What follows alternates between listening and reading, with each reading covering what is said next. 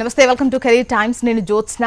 ఇక సిబిఐటి నుండి కెమికల్ ఇంజనీరింగ్లో బీటెక్ చేసి ఆ తర్వాత ఆక్స్ఫర్డ్ విశ్వవిద్యాలయం నుండి ఎంబీఏ పూర్తి చేశారు. కోచింగ్ పరిశ్రమలో ఉపాధ్యాయునిగా మరియు వ్యవస్థాపకుడిగా బహుళ పాత్రలు పోషిస్తున్న ఆయనకు 20 సంవత్సరాలకు పైగా అనుభవం ఉంది. ఆయన ఐఎంఎస్లో ఉద్యోగిగా, ఆ తరువాత కెరీర్ లాంచర్ నాగ్పూర్ మరియు హైదరాబాద్లో ఫ్రాంచైజీగా చేయడమే కాక గతంలో 3 కంపెనీలను విజయవంతంగా నిర్మించారు. ఆయన నిర్మించిన చివరి వెంచర్ లెర్న్పీడియా భారతదేశంలోని 150కి పైగా కోచింగ్ ఇన్స్టిట్యూట్స్కు B2B సాస్ ప్లాట్ఫామ్ను అందిస్తుంది. ఇక 1,00,000కు పైగా విద్యార్థులు తమ లెర్న్ యాప్ ద్వారా ఇప్పటి వరకు ప్రయోజనం పొందారు. ఆయన తన సహ వ్యవస్థాపకుడు దీపక్ బుందే గారితో కలిసి యుప్రెప్ను స్థాపించారు. 6 నుండి 10వ తరగతుల విద్యార్థుల కోసం యుప్రెప్ భారతదేశం యొక్క మొట్టమొదటి ఇంటిగ్రేటెడ్ లెర్నింగ్ ప్లాట్ఫామ్. ఇక యుప్రెప్తో ఫౌండేషన్ తరగతులను పునర్నిర్వచించడం ద్వారా శిక్షణ ఆప్టిమైజ్ చేయడానికి ప్రయాసం చేస్తున్నారు. ప్రతి తరగతికి ప్రామాణిక బోధనా విధానం మరియు ఒత్తిడి లేని వాతావరణం అనుకూలపరిచి విద్యార్థులకు యాప్ ద్వారా వ్యక్తీకరించిన శిక్షణను అందిస్తారని చెబుతున్నారు. మరి మనతో ఈరోజు యుప్రెప్ సంస్థ సహ వ్యవస్థాపకుడు మరియు CEO కృష్ణారావు ఆకుల గారు, అదేవిధంగా మోహన కృష్ణ గారు, వీరు కస్టమర్ సక్సెస్ మేనేజర్, వారు కూడా మనతో పాటు ఉన్నారు. మీకు ఎటువంటి డౌట్స్ ఉన్నా కూడా స్క్రీన్ పైన నంబర్స్కి కాల్ చేయండి. నమస్తే అండి, వెల్కమ్ టు అవర్ స్టూడియో. నమస్తే అండి. ముఖ్యంగా ముందుగా మీ యొక్క అనుభవం మీ మాటల ద్వారా మాట్లాడుకున్న తర్వాత సంస్థ విషయానికి వద్దామండి. విద్యారంగంలో మీకున్నటువంటి అనుభవం, అదేవిధంగా ఈ యుప్రెప్ గురించి కూడా చెప్పండి. విద్యారంగంలో యాక్చువల్గా నేను 17 ఏళ్ళ వయసులో, అప్పుడు అది ఒక అవసరం అంటే అది నీడ్ లాగా మొదలైంది. ఎందుకంటే ఇంజనీరింగ్ కాలేజ్లో ఫ్రీ సీట్ సిబిఐటిలో అడ్మిషన్ వచ్చిన తర్వాత మా నాన్నగారు 3,750 రూపాయల ఫీజు ఇవ్వడానికి ఏదో కష్టంలా చూశారు. సో అప్పుడు నేను ట్యూషన్స్ ఒక 2 స్టూడెంట్స్తో మొదలుపెట్టిన ట్యూషన్ ఫైనల్ ఇయర్ ఇంజనీరింగ్ వరకు 250 మంది స్టూడెంట్స్ ఒక వ్యవస్థలాగా నిర్మించాను నేను ఫైనల్ ఇయర్ ఇంజనీరింగ్లో. అలా ఓల్డ్ సిటీ ఆఫ్ హైదరాబాద్లో ఎంతోమంది పిల్లలకు నాకు మంచిగా గుర్తుకుంది. దెర్ ఆర్ స్టూడెంట్స్ ఎవరైతే 11th క్లాస్లో ఫెయిల్ అయ్యి మ్యాథ్స్ సైన్స్లో ఫెయిల్ అయిన పిల్లల్ని మేము 12th వచ్చే వరకు పాస్ చేయడమే కాదు, మెరిట్లో పాస్ అయ్యి ఉస్మానియా యూనివర్సిటీ లాంటి ఇంజనీరింగ్ కాలేజ్లో అడ్మిషన్లు ఇప్పించగలిగాం. అంటే కాన్సెప్చువల్లీ అలా చదువు చెప్పాం. నేనే కాదు, నా బ్యాచ్మేట్స్, నా జూనియర్స్, నా సీనియర్స్, మేము అలా ఒక చిన్న వ్యవస్థను మెయింటైన్ చేశాను. ఆ బ్యాక్గ్రౌండ్ తర్వాత నేను IMS అనే ఒక ఎడ్యుకేషనల్ కార్పొరేట్లో పనిచేశాను ముంబైలో. ఆల్మోస్ట్ 2 years అక్కడ గ్రో అయ్యాను. దాని తర్వాత కెరియర్ లాంచర్ అనే కంపెనీ ద్వారా నేను ఆల్మోస్ట్ 7 years వాళ్ళ నాగ్పూర్ బిజినెస్ని ఇంకా హైదరాబాద్ బిజినెస్ని రన్ చేశాను. సో ఆ ఎక్స్పీరియన్సే కాకుండా ఎడ్యుకేషన్ అనేది ఈ మధ్య ఓన్లీ క్లాస్ రూమ్ అనే కాకుండా టెక్నాలజీ యూస్ చేసి చాలా డెవలప్మెంట్ చేయొచ్చు, ఇంపాక్ట్ చేయొచ్చు పిల్లలకని నేను 2013లో లెర్న్పీడియా అనే ఒక వ్యవస్థని బిల్డ్ చేశాను. 150 కోచింగ్ ఇన్స్టిట్యూట్స్ ఇవాళ నేను మాట్లాడుతున్నాను మీతోటి. 1,00,000కు పైగా పిల్లలు IIT JEE ప్రిపరేషన్, ఇంకా నీట్ ప్రిపరేషన్, వీటికి కావాల్సిన కంటెంట్, టెక్నాలజీ మేము ప్రొవైడ్ చేస్తుంటాం. సో ఈ లెర్నింగ్ కోచింగ్ ఇన్స్టిట్యూట్స్ ద్వారానే కాకుండా specially 6th standard to 10th standard పిల్లలకు ఫౌండేషన్ అనేది ఇవాళ ఒక పెద్ద సమస్య ఉంది. ఆ సమస్యను సాల్వ్ చేయడానికి మేము ఈ యుప్రెప్ని మొదలుపెట్టాం. అసలు ఈ ఆలోచన మీకు ఎప్పుడు వచ్చింది? అంటే ఉద్దేశం అయితే మాకు అర్థమైంది. అసలు ఈ ఆలోచన ఎప్పుడు వచ్చింది? ఎందుకు ఇటువైపు రావాలనిపించింది? దీని వెనుక ఒక చిన్న స్టోరీ ఉందండి. నేను మా అబ్బాయి 6th standard తర్వాత నేను ఒక IIT ఫౌండేషన్లో వేశాను. He did really well. NTSCలో క్వాలిఫై అయ్యాడు. తర్వాత ఇప్పుడు 12thలో ఉన్నాడు, IIT ప్రిపరేషన్ చేస్తున్నాడు. దాంతో సహా ఈజ్ డూయింగ్ రియలీ వెల్. నేను లాస్ట్ ఇయర్ నా కూతురికి IIT ఫౌండేషన్, నా కూతురికి అప్పుడు డిసిషన్ తీసుకోలేదు. మా అబ్బాయి 6th వరకే ఒక క్లారిటీ ఉండింది. ఈ గోస్ టు స్కూల్ ఎక్కడైతే కాంపిటీషన్ ఎక్కువ ఉంది, అలాంటి స్కూల్కి వెళ్తున్నాడు. ఆ స్కూల్లో ఆయనకు ముందటి నుంచే he knows what he wants to do in life. కానీ whereas my daughter is still figuring out ఏం చేయాలనేది. సో నా కూతురు కోసం నేను ఒక ఇన్స్టిట్యూషన్, ఎందుకంటే ఫౌండేషన్ బిల్డ్ చేయడం స్కూల్లో ఇస్తుంది చాలా బాగుంది, అది కాకుండా ఏమైనా అడిషనల్గా నాకు సపోర్ట్ కోసం నేను వెతికినప్పుడు నా కూతురు ఎక్కడికి తీసుకెళ్ళినా తనకు నచ్చలేదు. ఎందుకు నచ్చలేదంటే తనకు నచ్చలేదు, మా అబ్బాయి కూడా నా చెల్లికి ఈ ఫౌండేషన్ ఇప్పుడు అవసరం లేదు అన్నాడు. అంటే నేను ఎందుకు అని అడిగినప్పుడు ఈ సెడ్, నాన్న ఏదైతే రిగరస్ ప్రోగ్రామ్ ఉందో ప్రతి వారం ఒక 20 గంటల క్లాసెస్, ఇంకా అడిషనల్గా ఏదైతే ఎక్సర్సైజ్ ఇస్తారో ఇంత చేయడం అవసరం లేదు. ఇది లేకుండా కూడా స్ట్రాంగ్ ఫౌండేషన్ బిల్డ్ చేయొచ్చు. అండ్ ఎలా చేయొచ్చురా అంటే he has his own ideas, తను చెప్పాడు. And being an education it made lot of sense to me. So నా కూతురిని నేను లాస్ట్ ఇయర్ జాయిన్ చేయలేదు. నేను ఒక రకంగా ఈ సంవత్సరం నా కూతురు కోసమే స్టార్ట్ చేశాను అనుకోండి. Okay. So it's not only about my daughter, నా డాటర్ క్లాస్మేట్స్, వాళ్ళ పేరెంట్స్, ఎంతోమంది ఈ సర్కిల్స్లో నేను చూస్తున్నాను ఆ కష్టాలు. ఈ కష్టాలను ఎలా సాల్వ్ చేయాలనే దానిపైన మేము లాస్ట్ 8 months నుంచి రీసెర్చ్ చేసి ఫిబ్రవరిలో యూప్రెప్ మొదలుపెట్టాం. ఆల్రెడీ ఇప్పుడు దగ్గర 150 మంది పిల్లలు దాంతో బెనిఫిట్ అవుతున్నారు. ఈ పాండమిక్లో కూడా we had been adding lot of value through UPrep. Okay, caller ఉన్నారండి. సాయి కార్తిక్ విజయవాడ నుంచి ఉన్నారు. సాయి కార్తిక్ గారు చెప్పండి. చెప్పండి, మీరే క్వశ్చన్ అడగాలి, కాల్ చేశారు. ఇది మరి 10th వాళ్ళకి కూడా సూట్ అవుతుందా ఈ యూప్రెప్ అనేది? 10th క్లాస్ వాళ్ళకి కూడా సూట్ అవుతుందా అని ఆహా, ఇది 10th క్లాస్ వాళ్ళకు కూడా సూట్ అవుతుంది మేడం. తప్పకుండా మీరు మా నంబర్స్కి ఫోన్ చేస్తే ఇంకా మేము తప్పకుండా డీటెయిల్స్ ఇవ్వగలము. అయితే ప్రతి ఒక్కరు కూడా పిల్లల విషయానికి వచ్చేసరికి ఏ టాపిక్ వచ్చినా కూడా అసలు ఫౌండేషన్ గట్టిగా ఉంటే సరిపోతుంది, ఫౌండేషన్ బలంగా ఉండాలి, స్ట్రాంగ్గా ఉండాలి. కాకపోతే పిల్లలు దాంతో ఎక్కువ ఇబ్బంది పడకుండా చాలా ఈజీగా ఉండాలి, కానీ బలంగా ఉండాలి, స్ట్రాంగ్గా రావాలి అని చెప్పేసి చాలా మంది పేరెంట్స్ వాళ్ళ పిల్లల గురించి ఇదే విధంగా ఆలోచిస్తూ ఉంటారు. అయితే అసలు ఫౌండేషన్ క్లాసెస్ అంటే ఏంటి మాట్లాడుకుంటే? ఒక విషయం ఆయన చెప్పినట్టు ఆయన కూతురు ఆయన కొడుకు గురించి ఆయన ఆలోచించారు. అలాగే ఆఫీస్లో మిగతా వాళ్ళు కూడా కంట్రిబ్యూట్ చేసింది ఏమిటంటే, ఇప్పుడు మాకు 11th 12th పిల్లలకి మనం కోచింగ్ ఇస్తున్నాము, అక్కడ ఒక డెప్త్ లేదు పిల్లాడిలోను అన్నది ఒక థాట్ వచ్చింది జనాలకి. వచ్చి అయ్యో మనం ఇదే కనుక ఇక్కడ 11th 12thలో ఏదైతే చేస్తున్నామో అదే కనుక మనం మొదటి నుంచి 6th standard నుంచి ఎక్కడైతే సైన్సెస్ అవి స్టార్ట్ అవుతాయో అక్కడి నుంచి చేస్తే బాగుంటుంది అని చెప్పి ఇదొక థాట్ అందరూ వ్యక్తపరిచి దాన్ని ధృవీకరించారనమాట. ఓకే, క్లాసెస్ గురించి మాట్లాడుకునే ముందు ఒకసారి కాలర్తో మాట్లాడదామండి. హర్షిత్ అనంతపురం నుంచి ఉన్నారు. హర్షిత్ గారు వినిపిస్తోందా voice? Hello hello hello madam. చెప్పండి, క్వశ్చన్ అడగండి. మేడం నేను హర్షిత్ వాళ్ళ మమ్మీని. మా అబ్బాయి ఇప్పుడు 10th అయిపోయింది, ఏం చేస్తే బాగుందేమో సాఫ్ట్వేర్ పక్కన పంపించాలా అనుకుంటానేమో. డిప్లొమా చేసి సాఫ్ట్వేర్ పక్కన పోవచ్చు మేడం, మెకానికల్ తీసుకొని. యాక్చువల్గా మీ క్వశ్చన్లో కాస్త క్లారిటీ మిస్ అయిందండి. మీ అబ్బాయి 10th అయిపోయింది వరకు మాత్రం మాకు అర్థమైంది, ఇది ఫౌండేషన్ క్లాసెస్ గురించి. మరి సార్ మీరు అదే మేడం. క్వశ్చన్ క్లియర్ గా అర్థం కాలేదండి. హర్షిత్ గురించి ఏం అడుగుదాం అనుకుంటున్నారు? మేడం 10th అయిపోయింది, డిప్లొమా చేస్తాను అంటున్నాను మేడం. ఇప్పుడు diploma hello okay hello diploma చేస్తాను అంటున్నారు. చేస్తాను మెకానికల్ అంటాను, సాఫ్ట్వేర్ పక్కకి పోవచ్చు మేడం.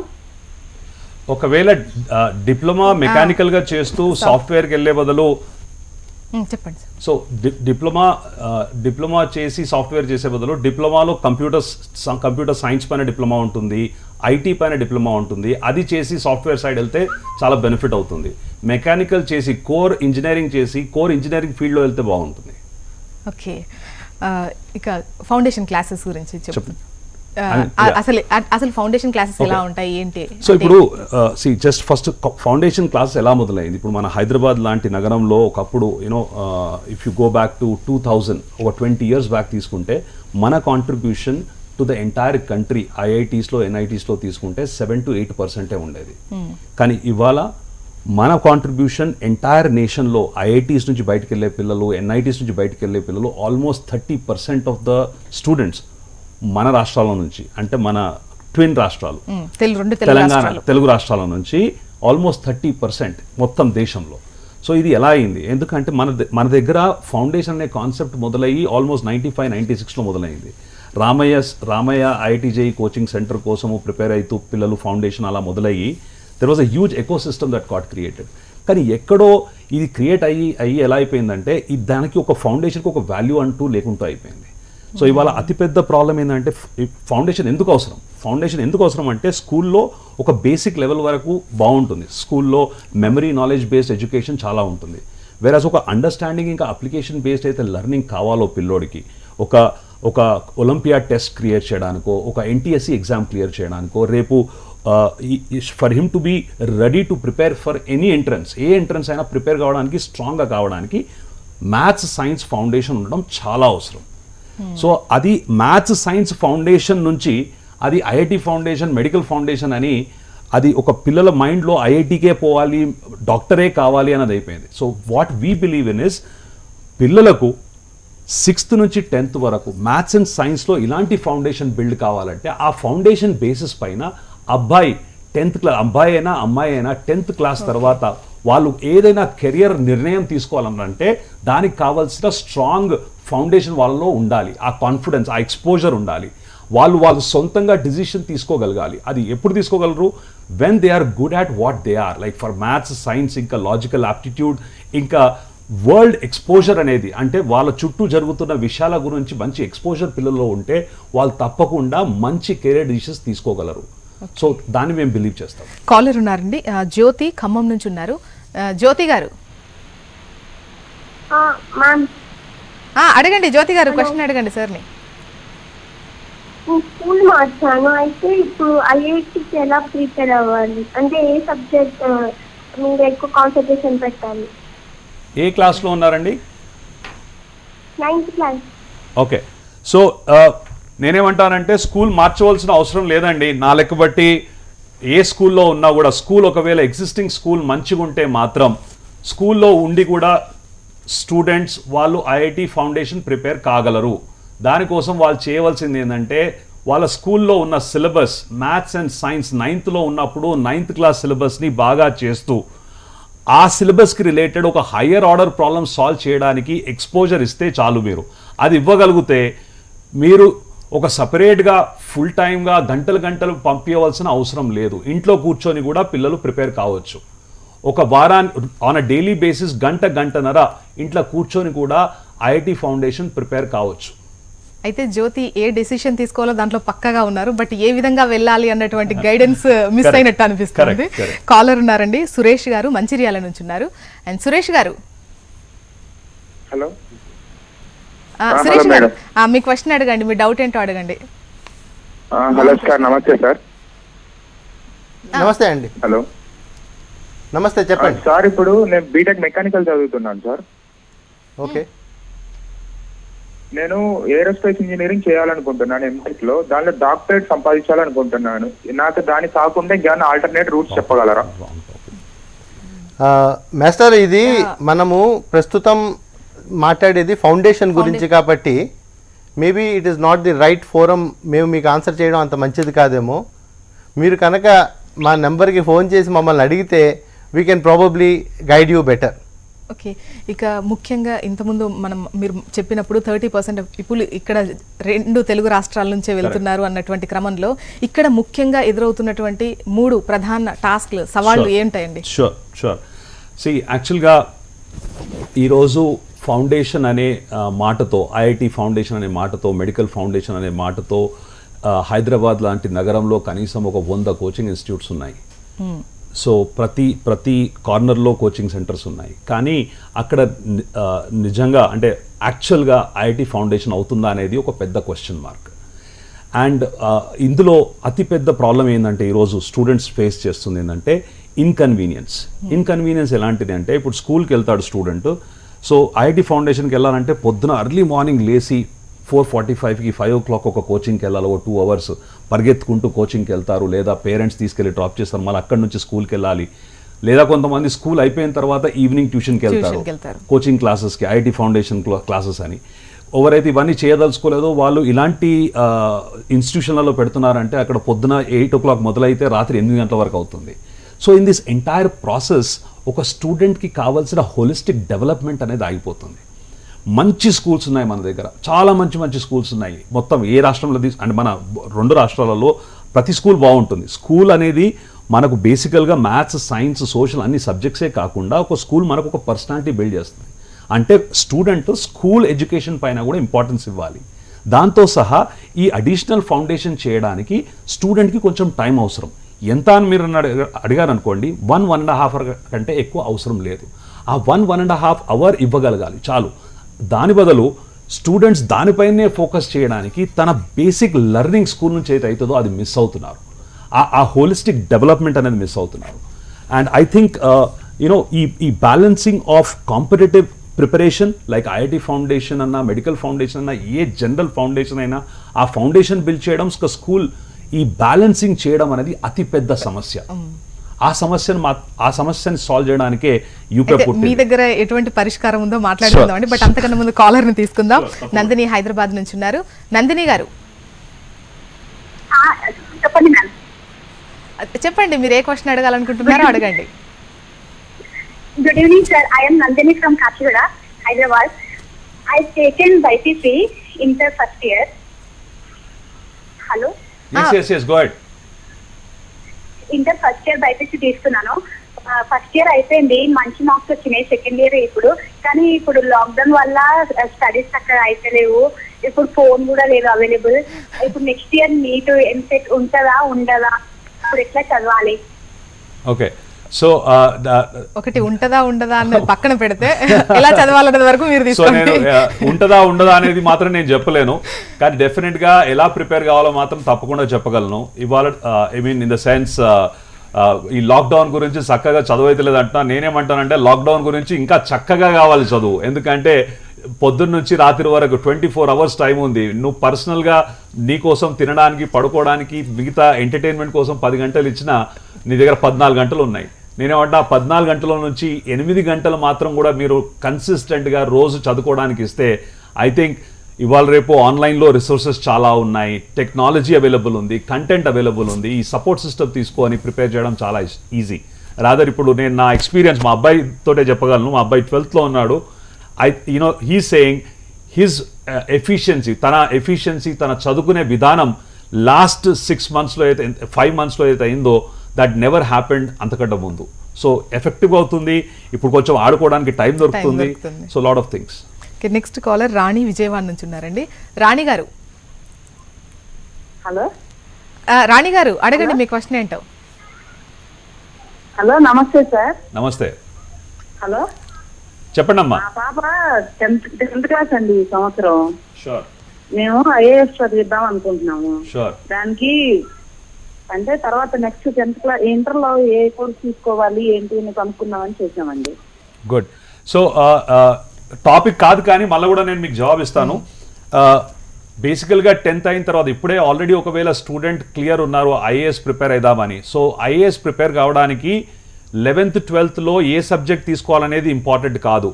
అలానే గ్రాడ్యుయేషన్లో కూడా ఏం చేయాలనేది ఇంపార్టెంట్ కాదు. ఏ ఫీల్డ్ తీసుకున్నా, అంటే కామర్స్ ఫీల్డ్ తీసుకున్నా, ఆర్ట్స్ ఫీల్డ్ తీసుకున్నా, సైన్స్ ఫీల్డ్ తీసుకున్నా కూడా సివిల్ సర్వీసెస్ ప్రిపరేషన్ కోసము it doesn't matter. A field తీసుకున్నా ఆ ఫీల్డ్లో మంచి అవగాహన ఉండడం చాలా అవసరం. అదొకటి. రెండోది ఏంటంటే కరెంట్ అఫైర్స్, జనరల్ ఇన్ఫర్మేషన్, వరల్డ్లో అవుతున్న ఎకనామిక్స్, పాలిటిక్స్, సోషల్ అన్ని ఇన్ఫర్మేషన్ పిల్లలో ఉండడం చాలా అవసరం. ఆ లెర్నింగ్ అనేది డెవలప్ చేసుకుంటే, ఆ ఒక కల్చర్ అనేది స్టూడెంట్ డెవలప్ చేసుకుంటే చాలు. ఎలాంటి స్ట్రీమ్ తీసుకున్నా ప్రాబ్లం లేదు. నెక్స్ట్ కాలర్ కేశవ్ సూర్యాపేట నుంచి ఉన్నారండి. కేశవ్ గారు. Madam good evening madam. Good evening అండి.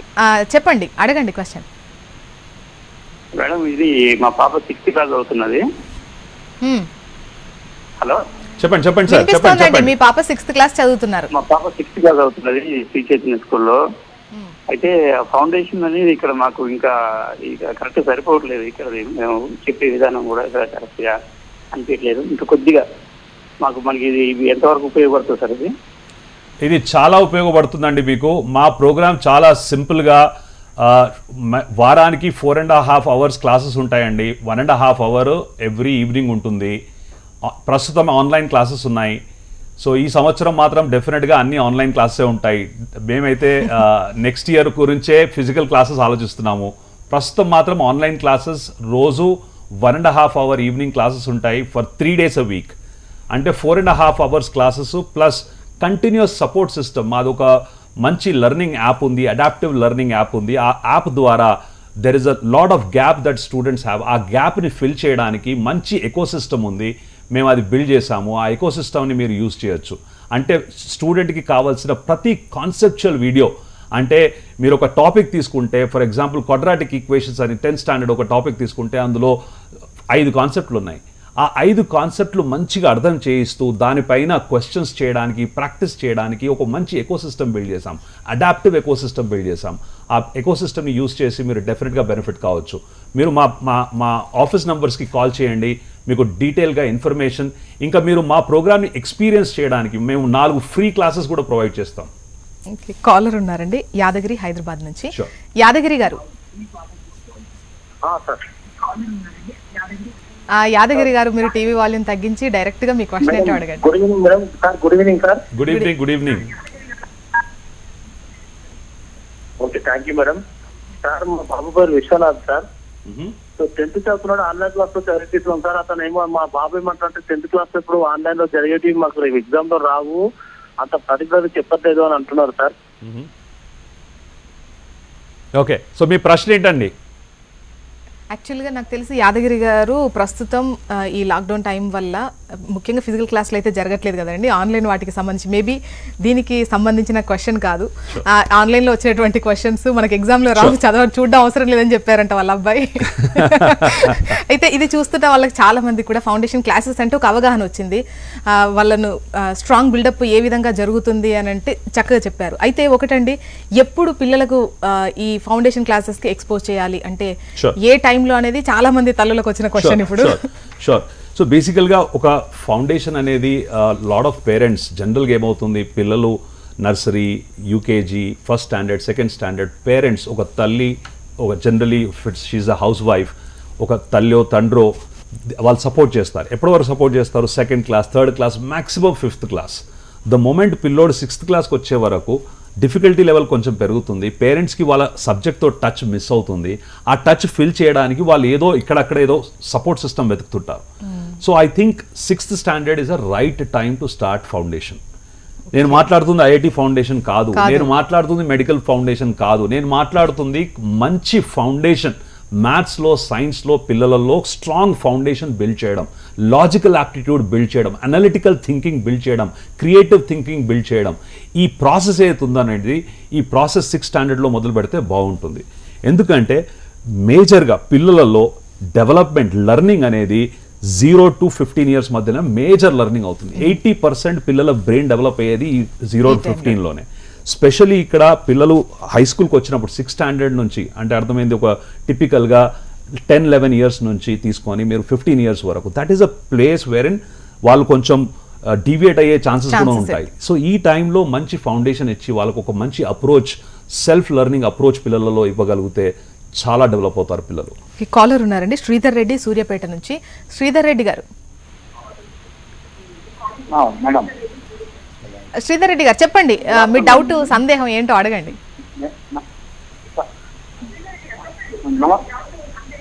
శ్రీధర్ రెడ్డి గారు మీరు టీవీ వాల్యూమ్ తగ్గించి మాట్లాడాలండి. హలో, వినిపిస్తోంది. సార్. నమస్తే సార్. చెప్తున్నా. నమస్తే. నమస్తే సార్. సార్ చెప్పండి. సార్ బాబు ఇంటర్మీడియట్ 2nd year చదువుతుంది sir, maths. Sir IIT sir prepare ఎలాగ?